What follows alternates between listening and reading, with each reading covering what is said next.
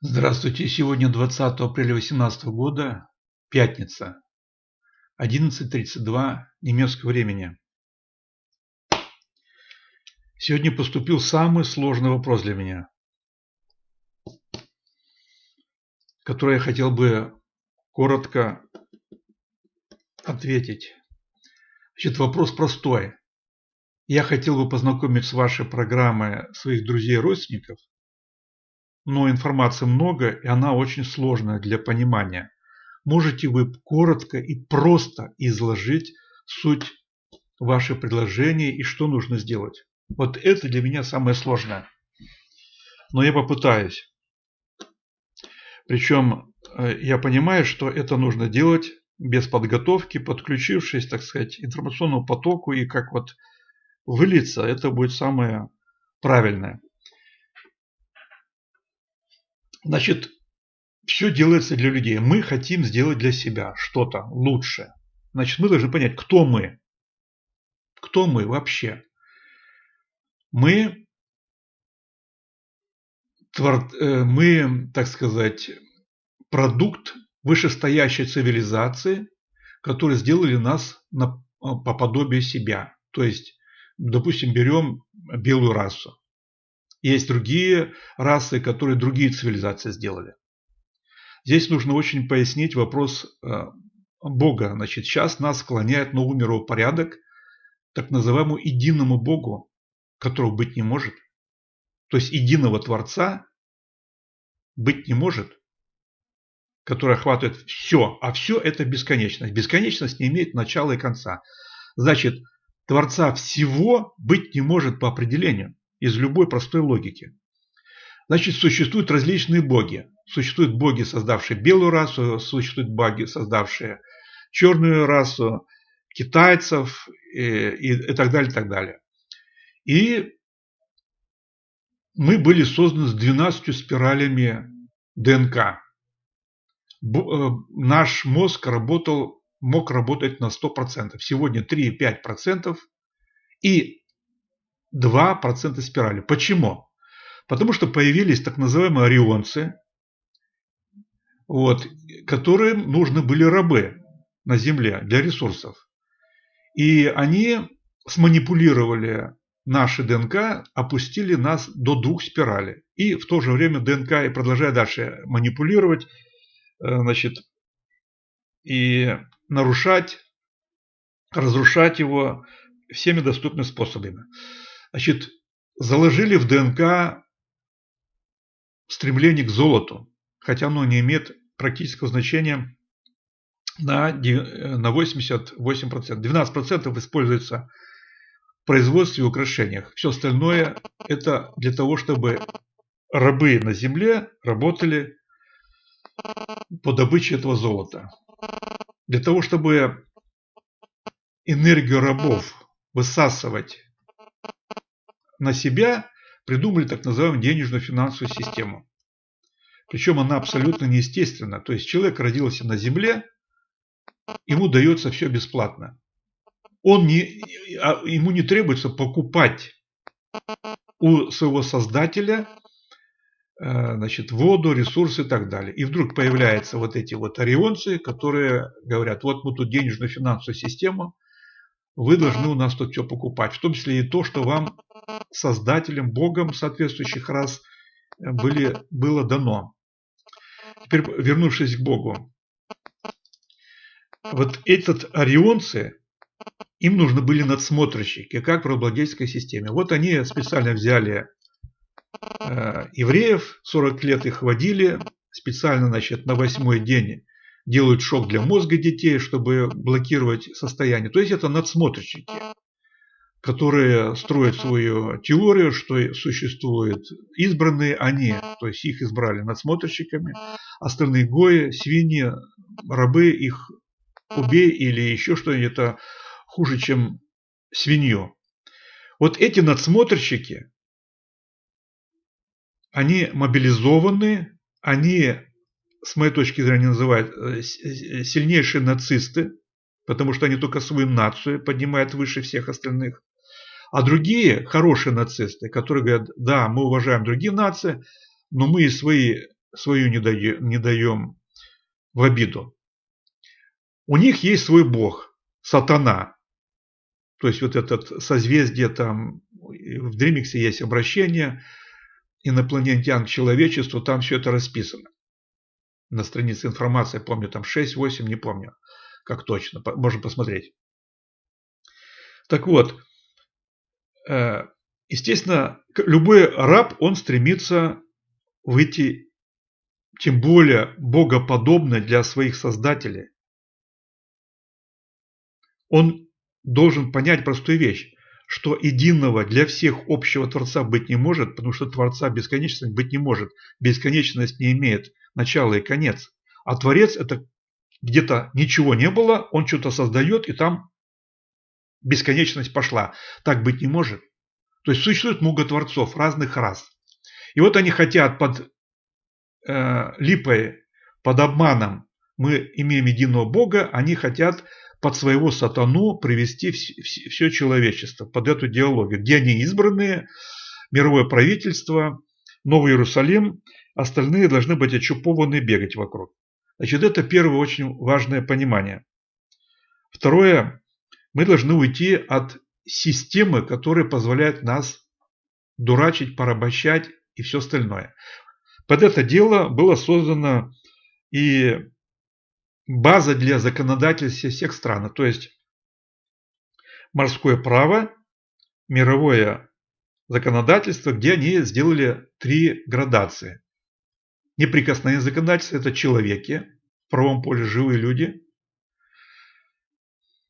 ограниченное и допустимое законодательство, где можно все, допускается все, где люди считаются мертвыми в правом поле. То есть имеются взаимодействие, система с людьми – это как взаимодействие кого-то с масками людей. То есть маска персона, физическое лицо. И вся денежно-финансовая система, то есть система оттягивания энергии, труда всех людей в определенное небольшое количество избранных, эта денежно-финансовая система основывается на базе эмиссии, это доля всех физических лиц, которые считаются под акту «Докажи, что ты живой» 1540 года, что они мертвые, поэтому раз они мертвые, значит, их имущество перешло к королевскому двору, как это в акте предусмотрено. И по пункту 4 говорится, если человек становится живым, то ему имущество возвращается, то есть доля, значит, доля в богатствах земли, которая является основой для эмиссии денег, вот, и выплачивается 4% компенсация за использование этого имущества за то время, когда он считался без вести пропавшим или мертвым. Поэтому вот статья 16 февраля 2016 года, которую я написал, значит, человек и персона маска, это для нас всего лишь инструментом для снятия причины плохой нашей жизни, нашего порабощения. Это всего лишь инструмент. Таких у нас много инструментов. Самый главный инструмент – это наша программа, экономическая программа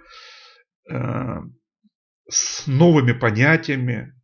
Мы сформулировали новую социально-экономическую формацию, ампоциализм. Сегодня известная в старой системе количественного роста с деньгами и долгами – это рабовладельчество, феодализм, капитализм, коммунизм, первая стадия – социализм. Это старая система, которая полностью управляется вот этими надсмотрщиками и хозяевами. Мы создаем снизу, создали новую систему понятия качественного развития и новую социально-экономическую формацию ампоциализм, где нет денег и долгов, где нет судного процента, естественно, где не имеет значения собственность, смысла экономического, и где мы выходим из ограниченного круга дефицита, который специально искусственно создан в бесконечном мире, идем в область бесконечности. Раз бесконечность, значит, понятие и необходимость обмена отсутствует. То есть ты берешь из бесконечности, ее же возвращаешь, и другие то же самое поступают. То есть обмен – это Когда чего-то не хватает, люди обмениваются, нужны информационные носители обмена, и поэтому нужны деньги в той или другой форме, электронные, там, наличные или какие-то угодно. Раз мы идем с бесконечностью, у нас обмена смысла никакого нет, мы просто берем из бесконечности каждый то, что нам нужно, а больше нам и не нужно, что нужно для физиологического обоснованного потребления.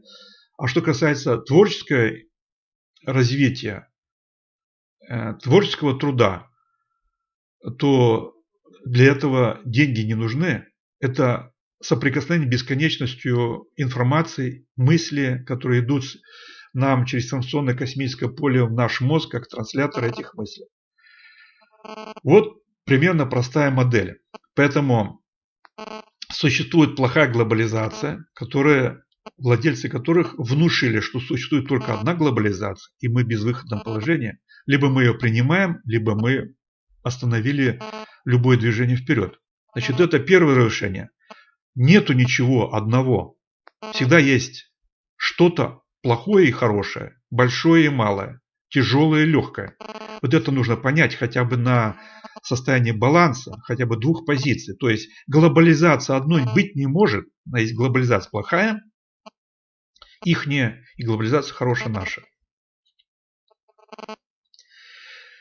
Поэтому вопросы оживления людей, то есть объявление себя в правом поле мирового права, морского права, которое является в сегодняшнем состоянии даже базой для всех законов мира, всех стран мира, для эмиссии денег и долгов, объявление себя по действующему до сих пор акту с 1540 года, где все четко расписано, как и почему, значит, мы это делаем как инструмент. Не как окончательное избавление нас от чего-то, как единственное решение, и больше нам делать не нужно. Это простой один из инструментов, не больше. Освобождение нас от этого рабства. Создание новой системы. Значит, для создания новой системы, в процессе ее создания, не нужно бороться со старой, она умирает объективно. Зачем нам бороться? Она и так благополучно, Титаник тонет. Поэтому мы создаем тихим сапом альтернативу. Для того, чтобы создать альтернативу, мы же на Титанике находимся, мы же не в вакууме. Значит, нам нужно соответствующие ресурсы, стартовые ресурсы, в том числе и денежные, которые до сих пор существуют. У нас по переходному этапе, когда мы запустимся, стартанем 15-20 лет, мы денежно-финансовую систему заводим на нуль и замещаем ее постепенно ампельной системой нестомостной оценки труда людей, творческого. Потому что нетворческий труд, он будет оцениваться не деньгами.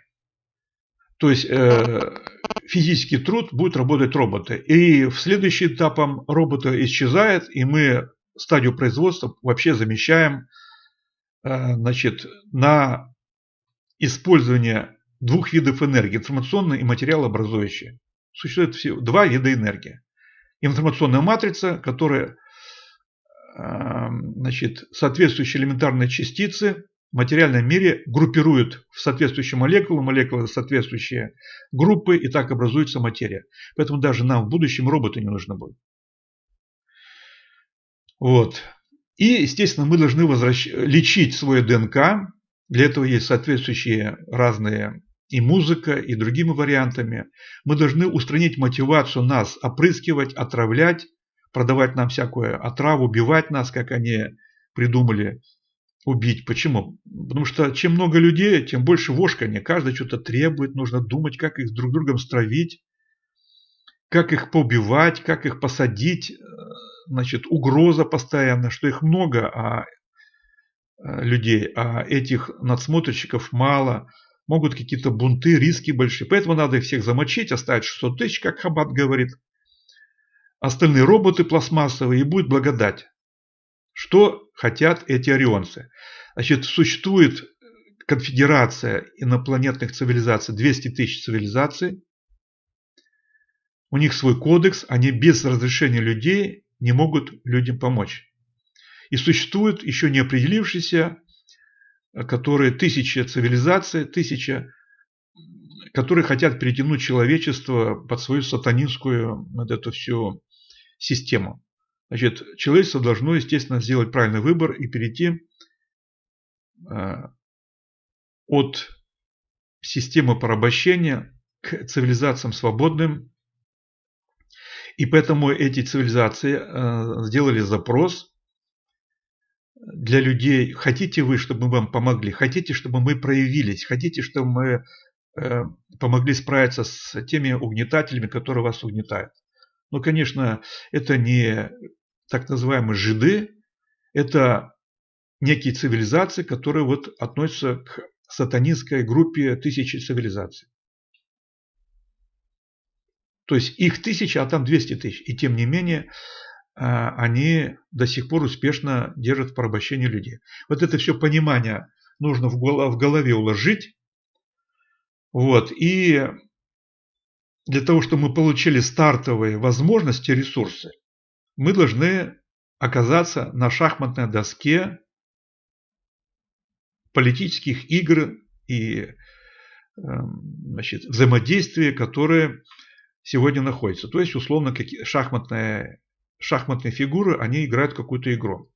А вокруг пылинки незаметно летают. Это общие люди, которых можно дунуть в одну сторону, других спалить там и так дальше. Поэтому, раз у нас нету стартового капитала, значит, мы должны делать бесплатно самоорганизацию осуществлять, то есть организовываться под единую правильную идею перехода от плохого к хорошему, от плохой глобализации к хорошей глобализации. Это программа ИСКР, интернациональная система качества развития. Инструментом этой самоорганизации и будущих преобразований на глобальном уровне является это объявление себя по процедуре, реальной процедуре, заложенная в акте «Докажи, что ты живой» 1540 года. Это наша процедура. Но компенсация, никто никогда не даст компенсацию, которая предусмотрена за период вашей жизни, потому что они распределяют только эмиссию денег, потому что те, которые имеют эмиссионные центры, они по этим квотам сами имитируют деньги в общей денежной финансовой системе. Никто никакие платежки королевский двор платить не будет никому. Значит, для того, чтобы мы смогли эту эмиссию использовать сами, мы должны, во-первых, представлять большую силу, которую заметили уже среди 7 миллиардов для начала. В конечном итоге все равно все будут 7 миллиардов в нашей системе. Чтобы заметили. Второе, чтобы у нас были институты эмиссионные, денежная эмиссия, то есть банковская система. Значит, это у нас в программе предусмотрено. Ну и плюс еще будет не только внешние деньги, которые управляются мировым банком, центральным банком и так далее, но и свой информационный носитель обменщиков. Собственные.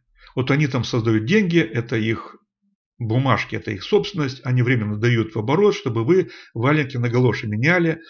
И некоторые смешные люди эти чужие бумажки, которые принадлежат банковской системе, прячут где-то в чуланах и думают, что это их деньги. Это не их деньги.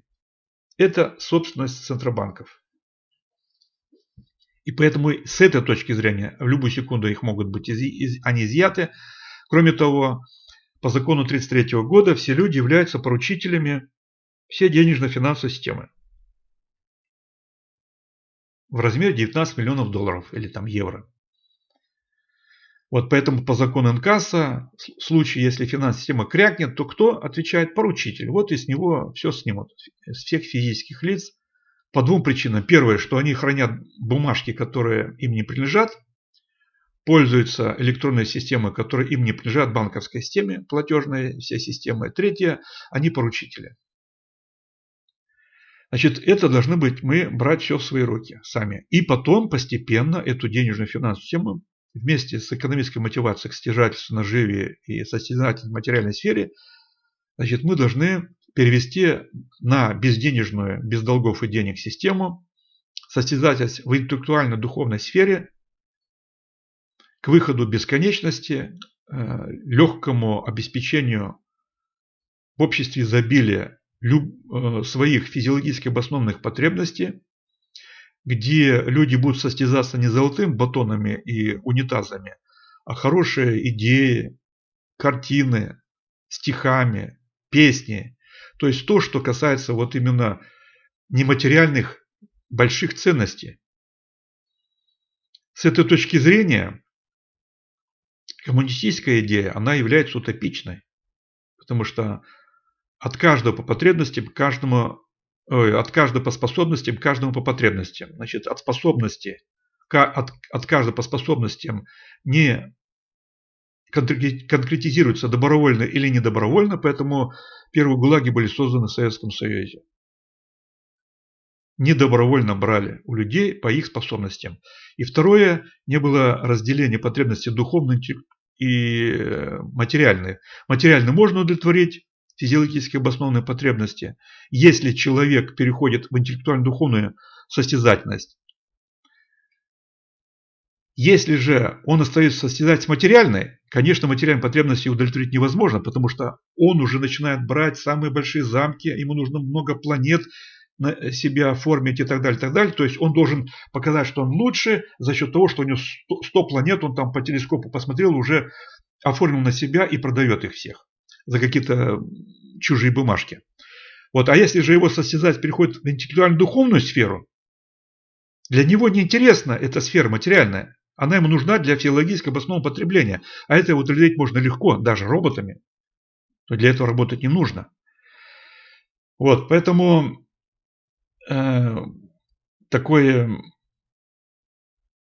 такие слова, что бесплатно только в мышеловке, значит, это касается только системы, вот этой рабовладельческой системы материальной состязательности, деньги-долги. В нашей системе это абсолютно, естественно, бесплатно, потому что мы ресурс получили бесплатно, мы не имеем права их торговать, не рассчитавшись, получается, с нашими создателями. А у них нет денег, долгов, они не такие дебилы, как мы. Поэтому и мы не были дебилами раньше. Поэтому вот есть даже такое хорошее, типа маленький типа анекдот. Инопланетянин прилетел, хотел определить, человечество есть умное или неумное, цивилизация, разумная, неразумная. И спрашивает, почему вы так плохо живете? Почему у вас плохо с питанием? Денег нет. Почему у вас плохие дороги? Денег нет. Почему у вас то, денег нет?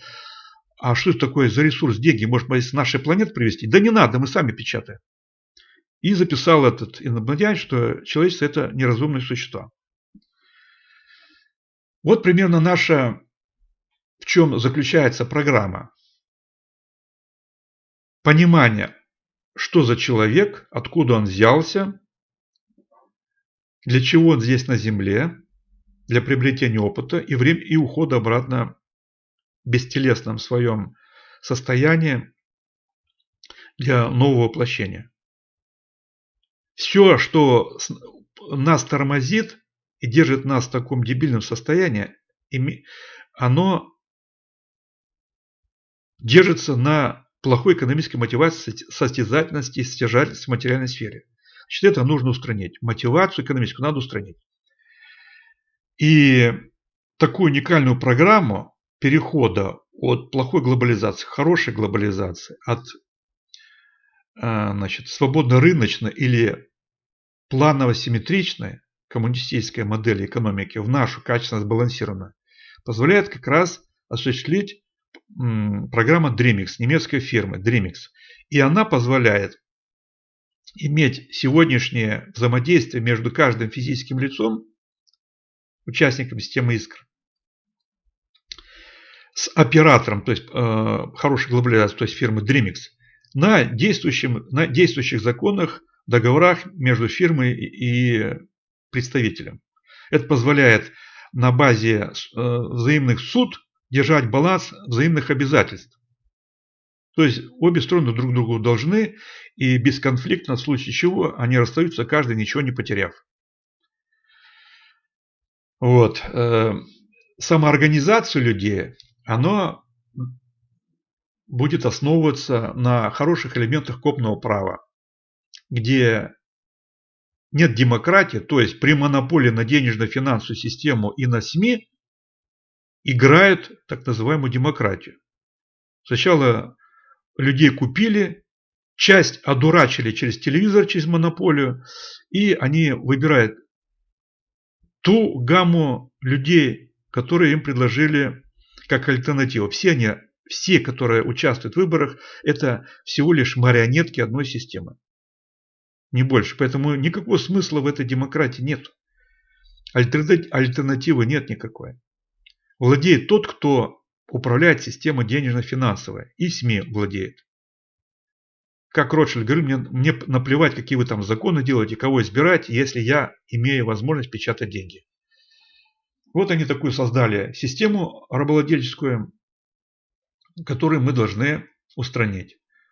Простые бунты, не зная, что дальше, это значит погибнуть, поубивать друг друга и потом оказаться в тех же воротах, в том же стойло, в котором мы были. Значит, нужно объединяться под правильную программу. Сегодня самая лучшая программа, никто не может ничего возразить против нее. Это наша программа «Система совершенно справедливого развития», специально подобрана под аббревиатуру СССР, где предусматривается создание Союза совершенно справедливого развития, Союза суверенов, то есть людей, переходящих в неприкосновенное законодательство, пакту «Докажи, что живой», с эмиссией на компенсацию, с возможным переходом трастовых акций под собственное управление. То есть выбиваем всю платформу для владельцев плохой глобализации. Бороться с плохой глобализацией не нужно, ее надо замещать. А чтобы ее заместить, надо создать альтернативу. А кто является создателем и держателем всей этой системы? Это люди. И плохой, и хорошей глобализации. Только люди должны иметь альтернативу, чтобы из этой плохой системы перейти в другую плохую систему. Не прыгнуть просто так, сломя голову в холодную воду с Титаника. А на Титанике, пока он еще совсем не утонул, построить новый лайнер и туда со шлюпкой «Искра» переплыть на новый лайнер. Вот такая схема. Множество заполненных борцов с этой системой, которые в тюрьме сейчас сидят и умирают, это бессмыслица. Жалко, что они не понимали, как нужно бороться с этой системой. Кто-то поджег там какую-то дверь ФСБ, кто-то там плакаты какие-то пишет. Это ничего не даст. Люди уже поняли, что эта система плохая. Плакаты не нужно писать об этом поводу. И топать ножками тоже никакого смысла нет. Нужно концентрироваться на создании альтернативной системы.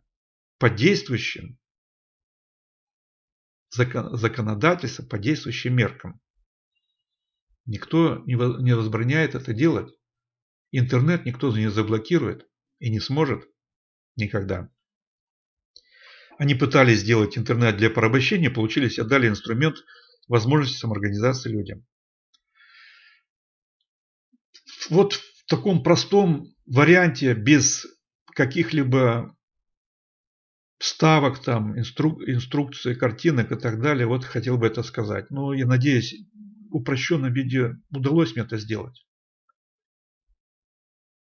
Если вообще для человека, который в пьяном состоянии, просто мы находимся сейчас в плохой глобализации. Не просто в единой глобализации, а в плохой глобализации. Мы должны создать, не ждать, когда нам кто-то создаст, а мы сами можем создать, объединившись под единую программу, под единую идею, создать хорошую глобализацию. И когда мы ее создаем, мы постепенно переходим и там обнуляем ее. Потому что плохая глобализация, она основывается на присутствии нас. Если нас нету, то там сидят 0,2%, машут руками, никто им башмаки не чистит, никто им задницу не облизывает. Все, плохая глобализация закончилась. И при хорошей мотивации, значит, все будет изменено. На этом заканчиваю. Всего хорошего.